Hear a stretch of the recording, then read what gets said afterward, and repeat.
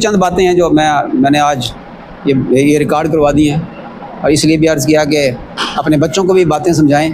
रफ्ता रफ्ता क्या होता है, अगर हम बच्चों को नहीं समझाएंगे, अपने दोस्त अहबाब को नहीं समझाएंगे, रफ्ता रफ्ता बिद्दत की कबाहत हमारे दिलों से निकल जाएगी, बिद्दत की नफ़रत हमारे दिलों से निकल जाएगी। और बिद्दत बढ़ते बढ़ते एक चीज़ होती है ना, बाज़ औक़ात जायज़ होती है लेकिन कुछ अरसे के बाद वह बिद्दत बन जाती है। इसलिए उलमा कराम मुतनब्बे कर देते हैं कि ये जो जिस डगर पे चल पड़े हो ना, ये जायज़ ज़रूर है लेकिन कुछ अरसे के बाद ये बिद्दत बन जाएगी, इसलिए उसको मना कर देते हैं।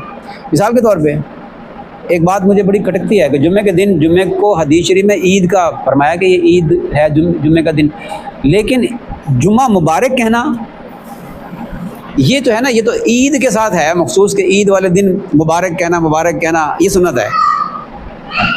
अब जुम्मे के दिन जुम्मा मुबारक कहना ये क्योंकि साबित नहीं है, गो के जायज़ हो सकता है मुफ्तियान कराम कहें कि जी क्योंकि ईद, जुम्मे को ईद का दिन कहा इसलिए जुम्मा मुबारक कह लेने में कोई हरज नहीं है कि आपको जुम्मा मुबारक हो, दुआ या कलमा है ना। लेकिन क्या होगा, कुछ अरसे के बाद ये बिद्दत बन जाएगी, लोग इसको ज़रूरी समझना शुरू कर देंगे। क्या होगा फिर, क्या होगा कि जुम्मे की नमाज के बाद ईद की तरह गले मिलना शुरू कर देंगे, जुम्मा मुबारक कहना शुरू कर देंगे। ये बिद्दत इस तरह बनती है। इसलिए जड़ ही से पकड़ लेना चाहिए कि मुस्तकबिल में बिद्दत ना बन जाए।